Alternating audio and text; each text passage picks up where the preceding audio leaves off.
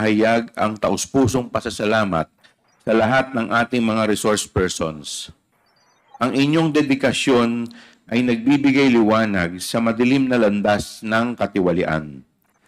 Alam namin kung gaano kahirap ang inyong pagdalo sa mahabang pagdinig. Ang inyong presensya at pagsagot sa mga katanungan ng komite ay hindi matutumbasan. Aasahan po namin ang inyong patuloy na suporta at pasensya sa mga susunod na pagdinig ng komite. Nagsimula ang lahat na ito sa isang speech at isang request for investigation. Kung ating aalalahanin, nagkaroon ng privilege speech number 379 si Congressman Rolando Valeriano noong September 3, 2024 tungkol sa paggamit ng public funds ng Office of the Vice President mula 2022 hanggang 2024. At ang moto proprio na investigasyon sa manifestation ni Congresswoman Jervil R. Luistro noong September 2, 2024. Patungkol sa iba't ibang issue na nakapaligid sa budget ng Department of Education or DepEd. Kasama na rito ang hindi matagumpay na pagpapadala ng mga computer units sa mga teacher, estudyante at mga paaralan. Kaya't unang sinimulan namin ang pagtingin sa regular funds ng pangalawang Pangulo sa parehong OVP at DepEd.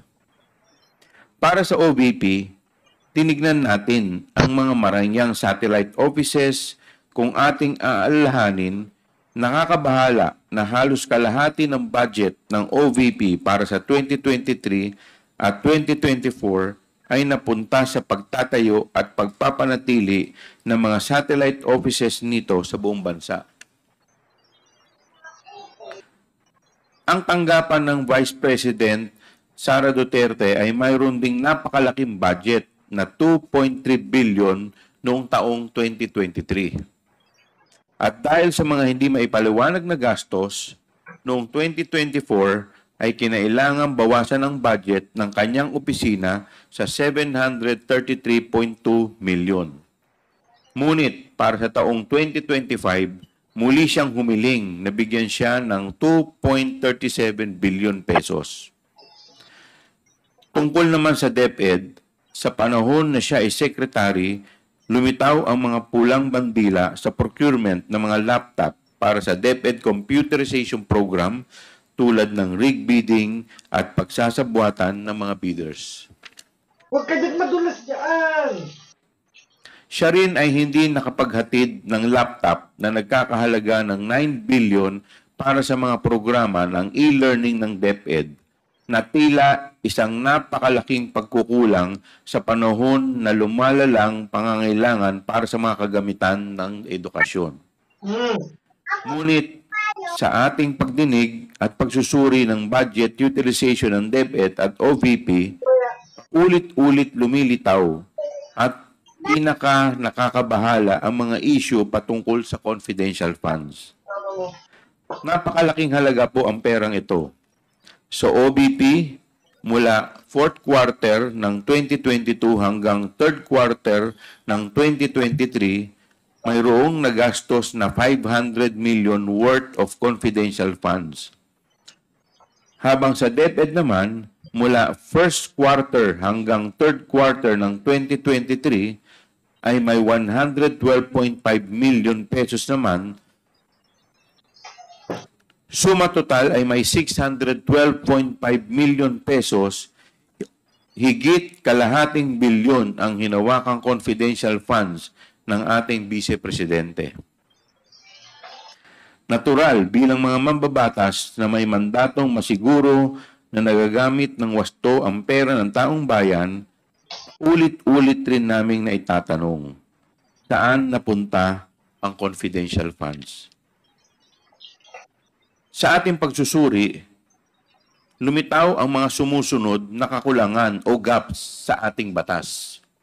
Number 1, ang halaga ng Fidelity Bond para sa Special Disbursing Officers or SDO ay napakababa kumpara sa pondo na kanilang hawak.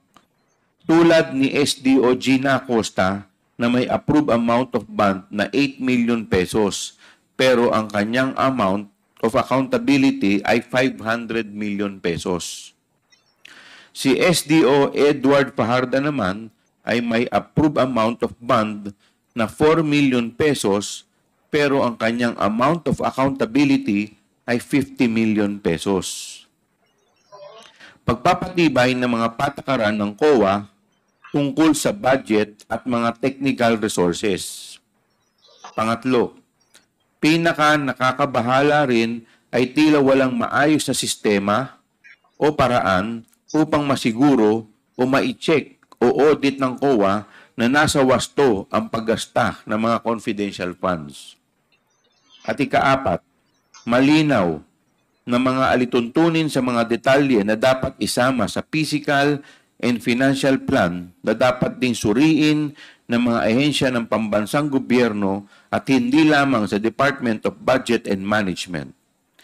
Gayon din, ang kinakailangan ng pagsusumiti ng mas detalyadong ulat under oath ng mga accomplishment and liquidation reports kasabay na ang mga ebidensya ng accomplishment na ito. Sa terminong confidential ay tila ginagamit bilang isang panakip upang itago ang katotohanan mula sa atin. Para sa kaalaman ng lahat, ang confidential funds ay hindi discretionary allowance o funds ng isang ahensya. Hindi siya secret funds. Siguro po, panahon na upang harapin natin ang katotohanan na hindi lahat ng mga nahalal o nalalagay sa posisyon sa gobyerno ay pwedeng basta-bastang pagkatiwalaan. Kailangan pa rin ng safeguards pati sa confidential funds sapagkat hindi maiiwasan na may mga nagtatakang gamitin ang pagka-confidential nito upang itago ang impormasyon at pag-aabuso sa tiwala ng taong bayan. Ginagamit nila ang salitang confidential upang magbigay sa atin ng peking ilusyon na kahit ito'y lihim, ang mga pondo ay ginastos ng tama. Ngunit bakit kailangan pa itong itago sa mga taong tunay na nagpondo nito? Ang mamamayang Pilipino ay may karapatan malaman kung saan napunta ang kanilang pinaghirapang pera. Para sa akin, kapag nagamit na ang confidential funds para sa kanilang layunin, wala nang dahilan upang hindi maging bukas at maging transparent. Walang mawawala kung sila'y mag-uulat kung paano ginastos ang mga pondo dahil tapos na rin naman na yung confidential operations kung saan ito pinaggamitan. Sa ngayon, naghahanda na po kami ng 2 batas upang masolusyonan ang ilan sa mga pagkukulang na natuklasan natin.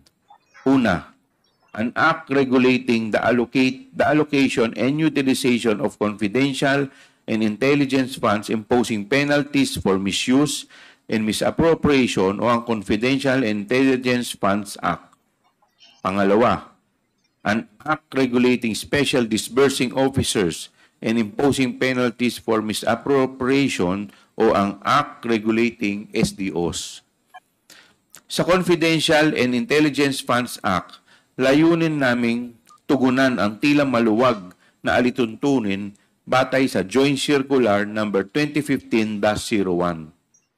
Sa mga hearing, nakita natin na pinapayagan ang mga resibo na may pirma lamang at hindi mabasang sulat kamay mula sa mga hindi nakikilalang tao bilang patunay ng liquidation. Panahon na upang magpatupad ng mas mahigpit na mga alituntunin sa paggamit ng mga confidential fund para sa mga confidential na gastos. Bagamat mahalaga ang mga confidential funds para sa pambansang seguridad, dapat itong balansehin sa tungkulin ng gobyerno na protektahan ang paggamit ng pampublikong pondo at ipatupad ang kinakailangang pagbabago sa batas, kaya taimtim naming hinihiling ang pag-aproba ng panukalang batas na ito. Samantalang ang Act regulating special disbursing officers and imposing penalties for misappropriation Layunin nitong palakasin ang proteksyon ng pera ng bayan dahil ito ay madaling maging target ng mga head of agencies at special disbursing officers na abusuhin ang paglabas ng pondo sa milyong-milyong halaga at bilyon-bilyon na walang wastong liquidation at walang takot sa parusa. Muli rin naming bibisitahin ang mga patakaran ukol sa fidelity bonds at ang inaprubahang halaga ng bond ng mga HOAs at SDOs dahil nakita naman natin kung gaano kalaki ang pagkakaiba nito na tila nawawala na ang kabuluhan, ang layunin ng pagpapataw ng bond mula sa simula. Bagamat marami pa rin katanungan tungkol sa confidential funds, sapat na ang ating natuklasan para magampanan ang ating mandato na gumawa ng batas para sa ikabubuti ng ating bansa. Ngunit hindi tayo titigil sa ating pag-iimbestiga sapagkat ang confidential fund ay isang bahagi na lamang ng budget ng OVP at ng DepEd. Marami pa tayong kailangang busisiin at suriin upang matukoy kung ano pang aspeto ng paggamit ng pera ng bayan ang kailangang punan ng batas. At para po sa kaalaman ng lahat, ang ating pong request sa PSA or sa Philippine Statistics Authority ukol sa pangalang Mary Grace Piatos ay ating pong na-receive ang kanilang tugon dito nung dated November 25, 2024 at dito sinasabi nila na base sa kanilang record ay walang ipinanganak na Mary Grace Piatos ang pangalan. Alinsunod dito, tayo po ay sumulat upang isumite ang 677 pang pangalan na nakalagay sa acknowledgement receipt ng DepEd kung saan tayo po ay binigyan ng tugon ng Philippine Statistics Office dated December 8, 2024 at dito kanila pong sinasabi na out of 677 individuals, 405 ay walang birth certificate o walang record sa birth certificate o pwede nating sabihin na non-existent.